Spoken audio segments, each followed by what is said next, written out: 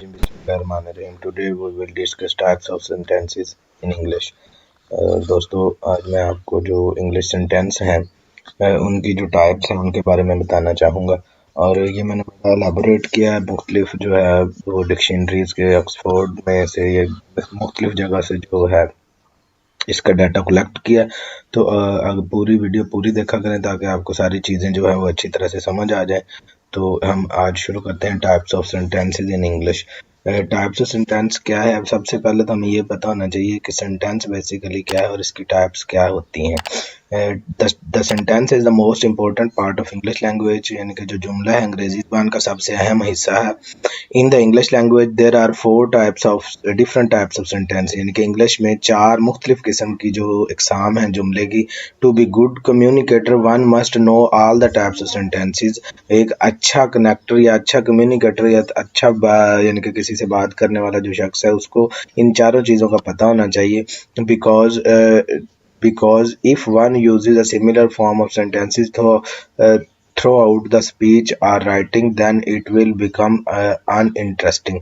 अगर कोई भी शख्स जो है, क्योंकि अगर कोई शख्स कोई जुमला एक ही शक्ल पूरी तकरीर या तहरीर में इस्तेमाल करे तो ये गैर दिलचस्प हो जाएगा। तो इंग्लिश लैंग्वेज जो है वो बेसिकली जो रेपिटेशन है इस पे बहुत ज़्यादा फोकस करती है, क्योंकि कहती है चीज़ें बार बार जो है वो रिपीट नहीं होनी चाहिए।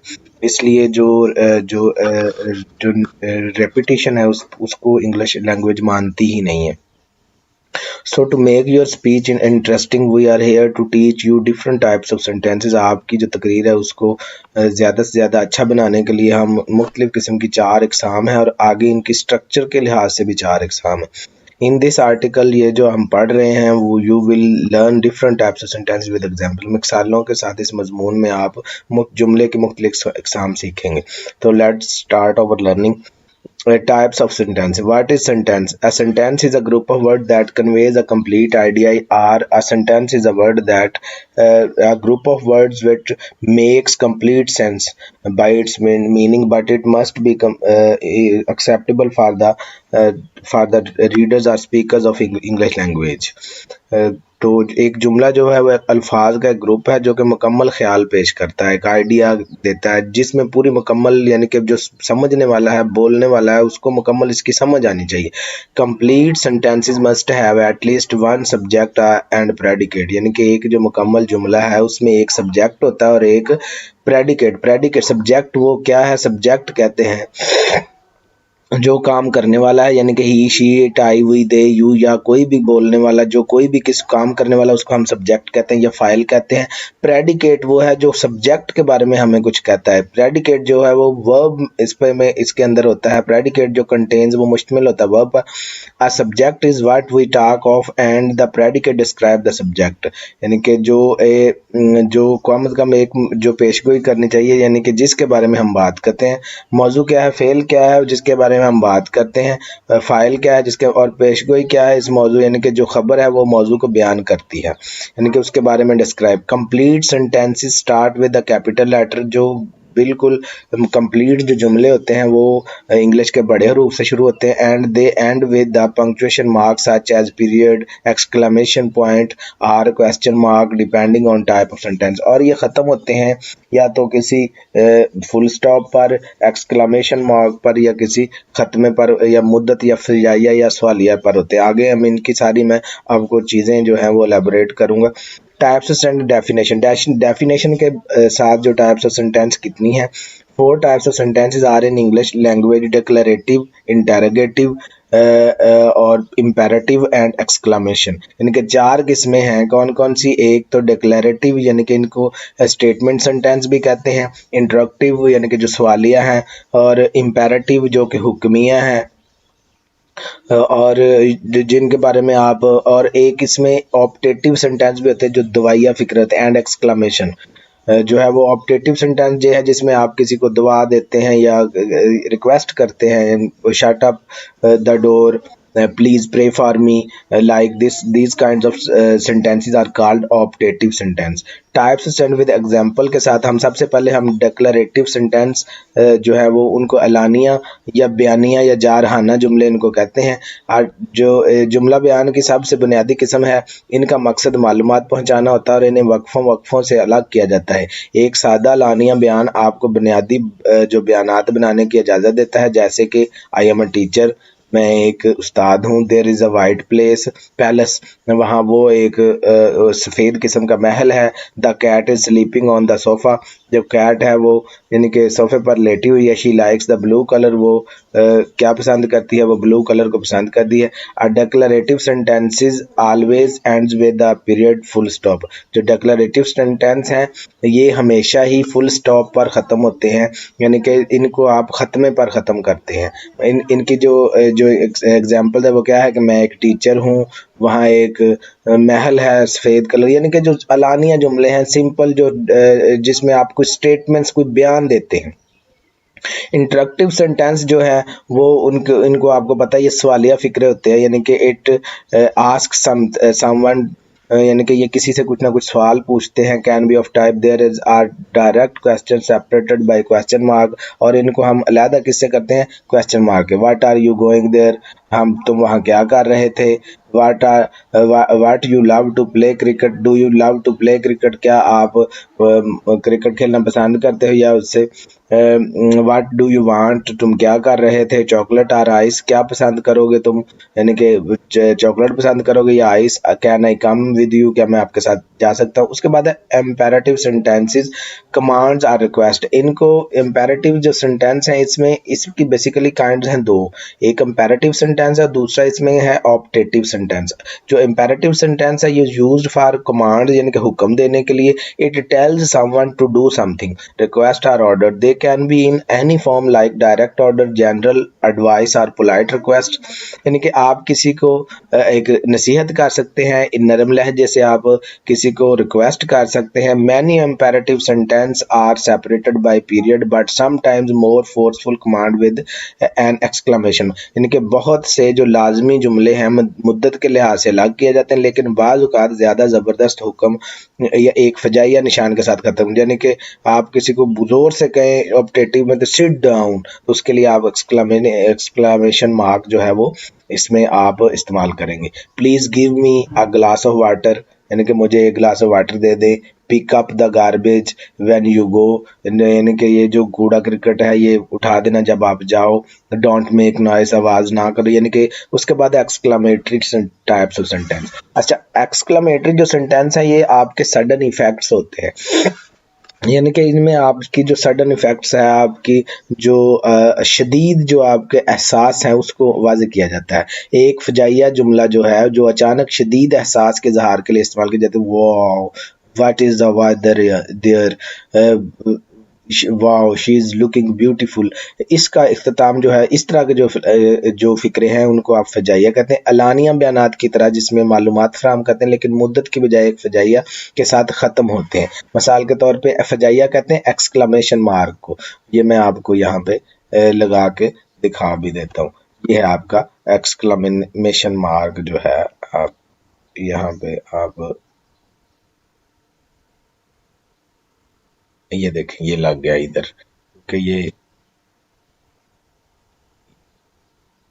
आप चेक कर सकते हैं कि ये एक्सक्लेमेशन मार्क जो है वो इसमें आ गया। इसके एग्जांपल्स है hurrah, India one the match, यानी कि इंडिया की जगह पे आप यहाँ पे पाकिस्तान कर लें, एक की बात है, वो भी हमसाए हैं।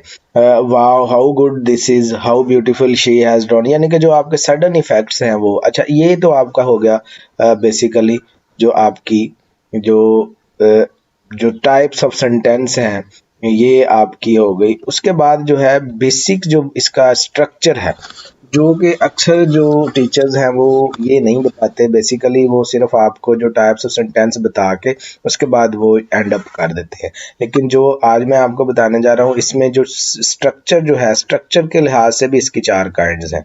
मिसाल के तौर पे जो साख्त या बनावट इसको कहते हैं। सबसे पहले आते हैं सिंपल सेंटेंस, फिर आते हैं कंपाउंड सेंटेंस, कम्प्लेक्स सेंटेंस और कंपाउंड कम्प्लेक्स सेंटेंसेस। बेसिकली ये 4 काइंड्स हैं। Now we will read each type of sentences in more detail. Simple sentence structure क्या है? A simple sentence consists of one independent clause. अब मैं आपको आगे जाके बताऊंगा कि क्लॉज क्या होता है और इंडिपेंडेंट क्लॉज, और अगर क्लॉज के बारे में आपने जानना है तो आप मेरी पिछली वीडियो देख लीजिएगा, इस पे मैंने वीडियो ऑलरेडी बना चुका हूँ। इस वीडियो के एंड पे मैं उसका लिंक भी दे दूंगा।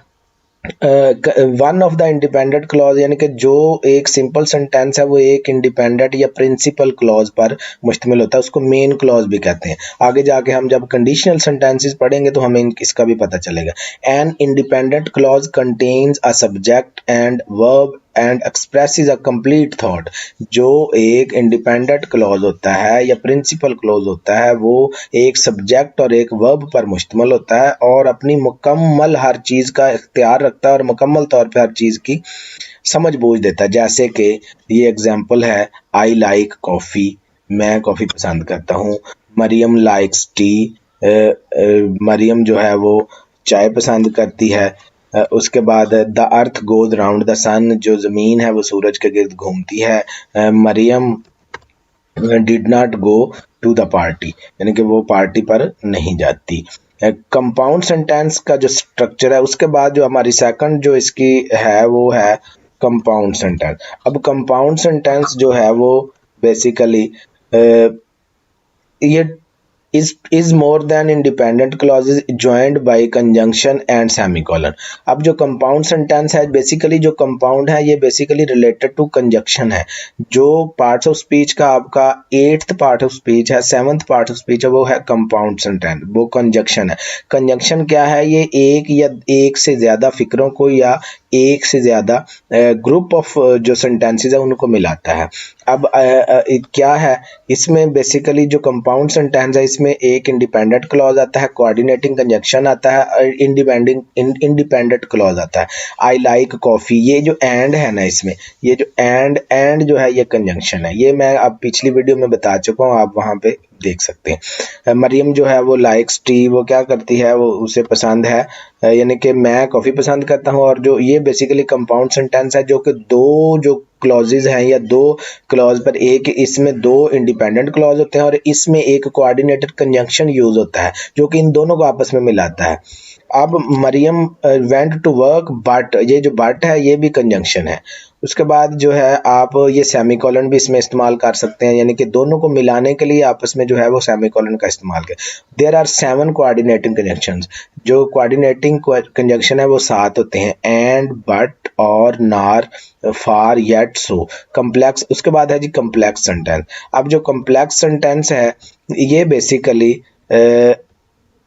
इसका जो स्ट्रक्चर है वो मैं आप समझ लें। कम्प्लेक्स सेंटेंस जो है कंसिस्ट ऑफ एन इंडिपेंडेंट, एक इसमें मेन प्रिंसिपल क्लॉज होता है प्लस आ डिपेंडेंट क्लॉज, एक इसमें सबॉर्डिनेट या डिपेंडेंट जो, अच्छा क्लॉज जो है वो 2 तरह का है, ये आप पिछली वीडियो देखेंगे तो आपको उसकी सारी अंडरस्टैंडिंग हो जाएगी। A dependent clause start with the subordinating conjunction and a relative pronoun. अब रिलेटिव प्रोनाउन क्या है, इसकी काइंड्स क्या है, ये भी आगे जाके इसी वीडियो में मैं आपको बता देता हूँ। And contains a subject and verb. और अब जो एक कम्प्लेक्स सेंटेंस है उसमें एक सब्जेक्ट होता है, यानी कि जो एक डिपेंडेंट क्लॉज है उसमें एक सब्जेक्ट होता है, एक वर्ब होता है, लेकिन ये कंप्लीट थॉट जो है वो कंप्लीट आइडिया जो है वो नहीं यानी कि शो कर सकता। अब इंडिपेंडेंट क्लॉज जो है इसमें दो, एक डिपेंडेंट क्लॉज है, एक इंडिपेंडेंट क्लॉज, एक सबऑर्डिनेट क्लॉज। जो कम्प्लेक्स सेंटेंस है वो बेसिकली 3 पार्ट्स पर डिपेंड करता है। उसमें एक इंडिपेंडेंट क्लॉज होता है यानी कि प्रिंसिपल क्लॉज, एक सबऑर्डिनेटिंग कंजंक्शन यानी कि एंड, बट, यू